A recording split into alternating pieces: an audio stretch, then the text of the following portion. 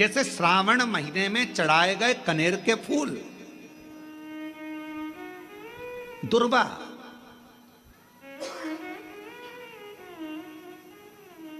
और हम सबसे कहेंगे, मान लो यदि कोई विशेष कोर्ट का केस चल रहा हो, कोई कोर्ट में कोई बातें चल रही हो, अदालत आदि में कोई कार्रवाई चल रही हो, कोई फाइल प्रशासनिक अधिकारियों के पास फंस गई हो और कुछ ना कुछ उसमें अपने को लगता है कि तकलीफ का प्रसंग है, तो हम कहेंगे शिव की आराधना करो, सत्यता पर जियो,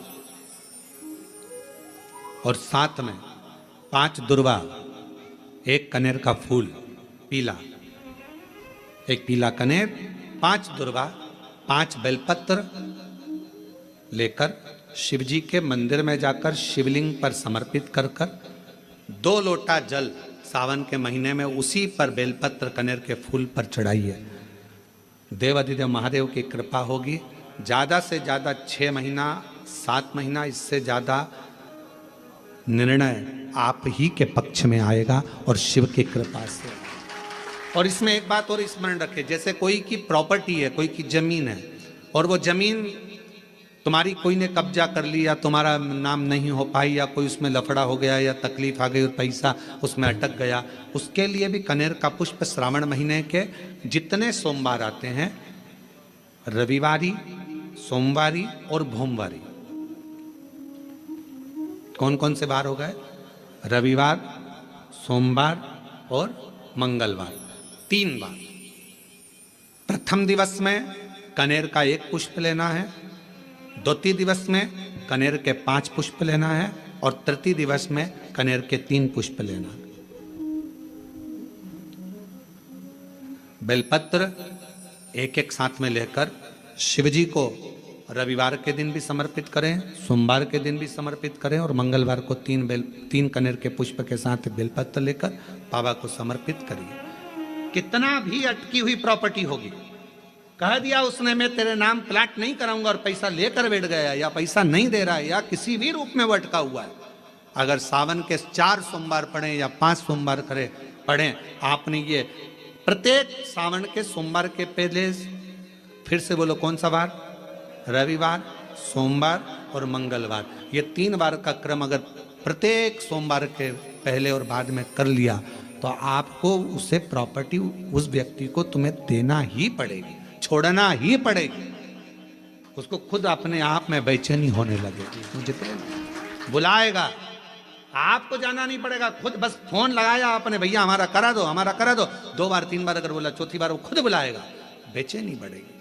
मेरा बाबा उसको खुद खल बुला देता। शिव शिव है, उसको कहते सत्यम शिवम सुंदर, शंकर शंकर। आप लोग कथा में श्रवण करे हैं पूर्व में, हनुमान गतिमान रतिमान मतिमान व्रतिमान, ऐसे हनुमान जी के कई भाई हुए, कई भाई हनुमान जी के हुए। और हमने पहले भी कहा है, जिसकी फैक्ट्री ना चलती हो, बहुत दुकान ना चलती हो, तो हनुमान जी के पांव का थोड़ा सा सिंदूर लेकर, यदि उस सिंदूर को किसी भी फैक्ट्री या दुकान में हनुमान जी के छोटे भाई गतिमान के नाम से अगर 1 बिंदी भी सिंदूर की रख दी जाती है, तो वो दुकान और फैक्ट्री भी झड़के से चलना प्रारंभ हो जाती है। गतिमान हनुमान जी के छोटे भाई,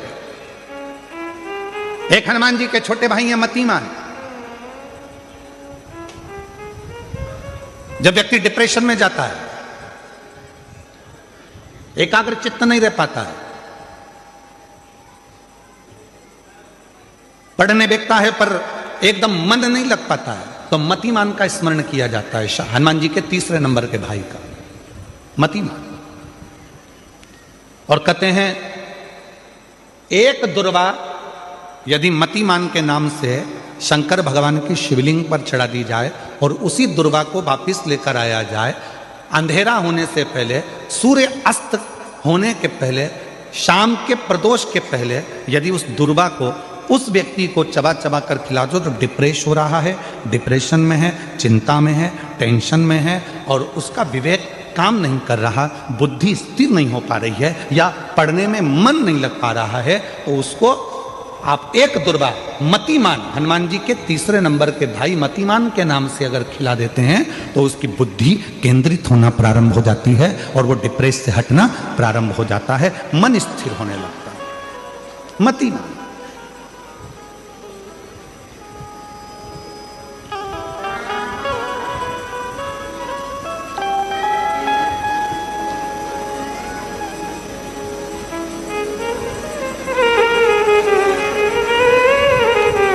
और एक नाम आता है व्रतिमान।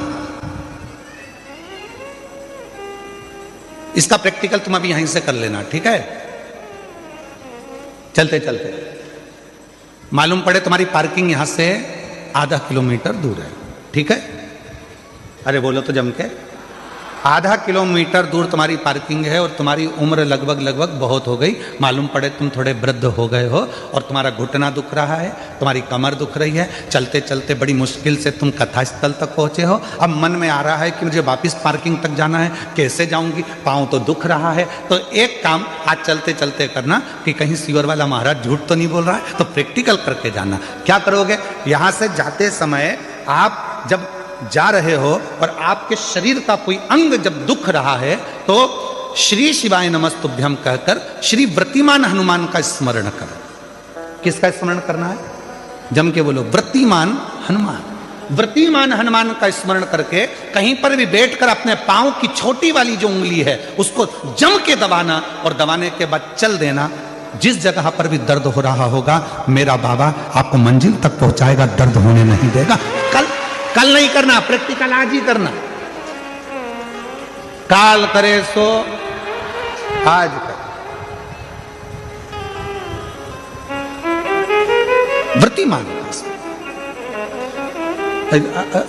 आज करेंगे गुरुजी, 3 महीने में फर्क दिखेगा। तुम तो आज का बताओ ना कि आज की आज में फल कैसे मिले। तो बिल्कुल तैयारी में बैठो।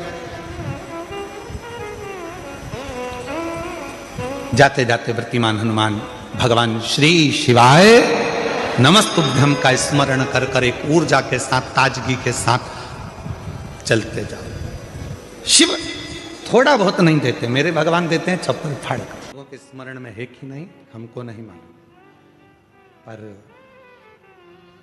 2 माता ऐसी है, 2 जगत जननी ऐसी है कि दुनिया का कोई भी व्यक्ति कितना भी टोना कर दे, चाहे दुनिया का कोई भी व्यक्ति कितनी भी विद्या कर दे, चाहे दुनिया का कोई भी तांत्रिक कोई विद्या करने वाला तुम्हारे ऊपर कितनी भी विद्या कर दे, 2 देवी ऐसी है जो उस टोना को, उस विद्या को पलट देती है। और यह हम नहीं कर रहे हैं, देवी भागवत कर रही है। देवी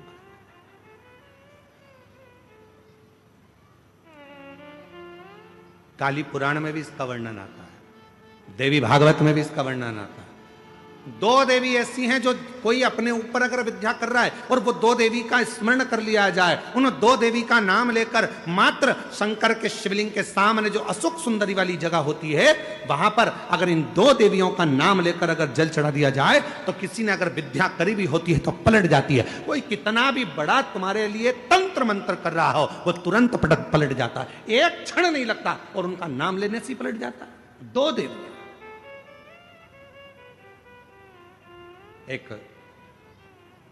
प्रत्यग्रा माता, एक है प्रत्यग्री माता और दूसरी है दंतेश्वरी माता, जिसका काली पुराण में विशेष वर्णन लिखा, जिसका देवी भागवत में वर्णन आता है। और महाराज प्रत्यग्री माता का वर्णन स्वयं यहां तक, प्रत्यग्रा माता का वर्णन यहां तक अथर्व वेद में भी प्रत्यग्री माता का वर्णन और दंतेश्वरी माता का स्मरण यहां तक अथर्व वेद में भी वर्णित किया गया प्रत्यग्री माता का। काली पुराण में तो है, देवी भागवत में भी है। ये जो 2 देवियां हैं, एक प्रत्यग्री माता और दूसरी जम के बोलो दंतेश्वरी माता। ये 2 माता ऐसी हैं, अगर भगवान शंकर का ये शिवलिंग है, ये जलाधारी है, माता पार्वती जी का हस्तकमल, और यहाँ सामने एक मोटी सी लाइन होती है अशोक सुंदरी का स्थान। इधर गणेश जी, इधर कार्तिकेय जी। जब हम दक्षिण में खड़े होकर, उत्तर में मुख कर कर यहाँ खड़े होकर जब हम शिवलिंग पर जल चढ़ाते हैं और अपने जल के पात्र को थोड़ा सा आगे बढ़ाकर हम इस स्थान पर, अशोक सुंदरी के स्थान पर, इस यहां खड़े होकर जल चढ़ाते समय इस स्थान पर अपने पानी के लोटे को आगे बढ़ाते